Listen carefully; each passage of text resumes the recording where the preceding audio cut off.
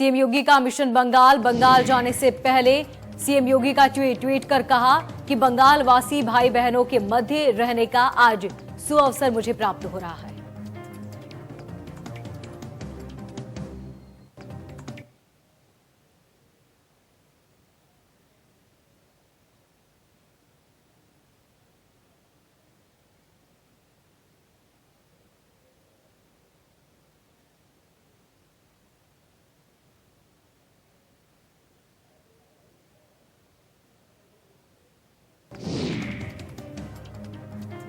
लखनऊ में बीजेपी कार्यकारिणी की बैठक में कई अहम फैसले। विधानसभा चुनाव में 60% वोट का लक्ष्य। बीजेपी के समर्थन में माहौल बनाने की रणनीति। चुनाव की घोषणा से पहले माहौल बनाने का रोडमैप तैयार। लखनऊ में योगी के काम पर बीजेपी सजाएगी 2022 का बिसात। चुनावी लड़ाई विश्वास बनाओ अविश्वास पर केंद्रित लड़ाई। प्रदेश सरकार की रिपोर्ट कार्ड के साथ लड़ा जाएगा चुनाव में राष्ट्रवाद और सरोकारों पर भी नजर। बीजेपी सरकार बनाम सिर्फ वादों वाली विपक्ष करने की तैयारी। लखनऊ में बीजेपी ने तैयार किया मिशन 2022 का रोडमैप। किसानों के बीच पार्टी की छवि सुधारने की कोशिश। किसान सम्मेलन का किया जाएगा आयोजन। योगी सरकार के 4 साल का जश्न 19 से 26 मार्च तक। 19 मार्च को सभी जिलों में उपलब्धि कार्यक्रम का आयोजन।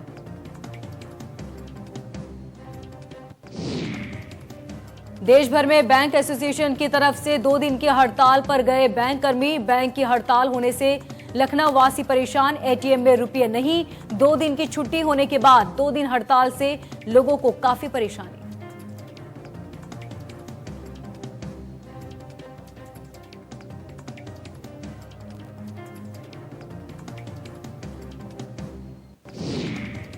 सिद्धार्थनगर में चल रहे कपिल वस्तु महोत्सव की अंतिम रात में जलवा बिखेरने भोजपुरी फिल्मों के सुपरस्टार और सांसद रवि किशन और मनोज तिवारी पहुंचे। इस साल के महोत्सव को यादगार बना दिया। इस दौरान दोनों ने हिंदी और भोजपुरी भाषाओं की चुनिंदा गीत प्रस्तुति की, जिन्हें सुनकर दर्शक झूम उठे। अवसर पर मनोज तिवारी ने कहा कि महोत्सव में आकर उन्हें बहुत अच्छा लगा।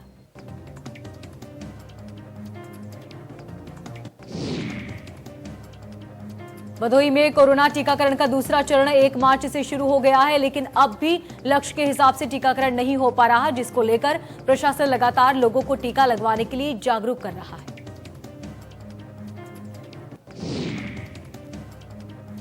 जिलाधिकारी ने लोगों से अपील की कि सभी बुजुर्ग और बीमार व्यक्ति टीकाकरण केंद्रों पर पहुंचकर टीके जरूर लगवाएं। जिले के 2 जिला अस्पताल, 5 सीएचसी, 17 पीएचसी और 5 निजी अस्पतालों में वैक्सीन लगाई जा रही है।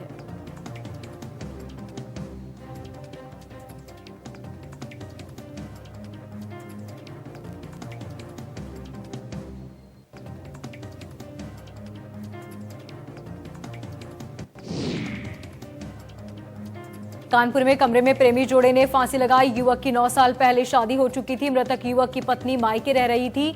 लड़की ने लड़के के घर आकर आत्महत्या की। सालों से चल रहा था दोनों में प्रेम प्रसंग।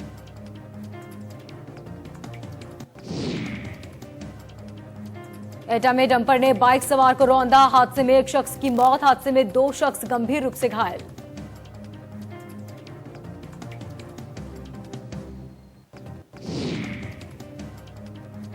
शामली के थाना भवन इलाके में पुलिस ने सोशल मीडिया पर तमंचों के साथ फोटो वायरल करने वाले युवक को गिरफ्तार किया।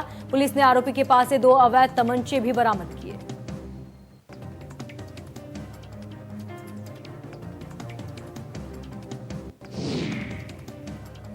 गाजियाबाद में इंडिया न्यूज की खबर का असर। खबर दिखाए जाने के बाद एससी ट्रैफिक पुलिस ने कार्रवाई की। बाइक चला रही लड़की पर 11,000 रुपए का जुर्माना। लड़कियों के खतरनाक स्टंट का वीडियो हुआ था वायरल।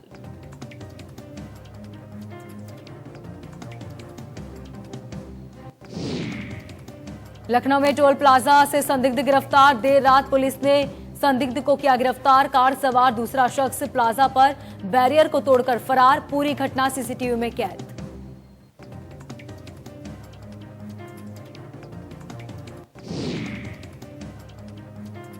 कानपुर में नौकरी के नाम पर 50,000 रुपए की ठगी। अस्पताल में नौकरी दिलाने के नाम पर ठगी। लड़की से 3 साल पहले लिए थे बाबू ने पैसे। संविदा पर नौकरी लगाए जाने का कहा था झांसा। लड़की ने रात को हेल्टर में ही बाबू को पकड़ा।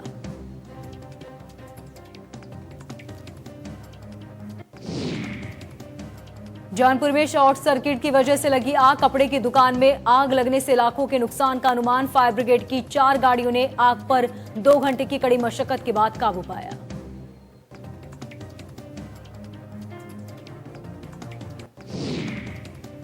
कानपुर देहात में संदिग्ध हालत में मासूम की मौत। परिजनों ने गांव के युवक पर लगाया आरोप। खेत में गाय जाने से हुआ था विवाद।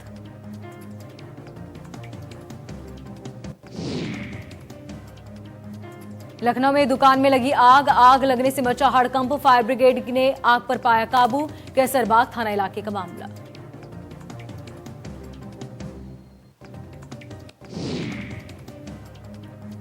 संभल में पुलिस और बदमाशों के बीच हुई मुठभेड़ में एक बदमाश को गोली लगी। फायरिंग में एक सिपाही घायल। घायलों को अस्पताल में किया भर्ती।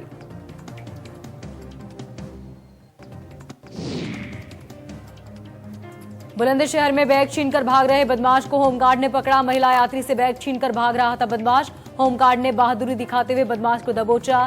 सिकंदराबाद थाना इलाके का मामला।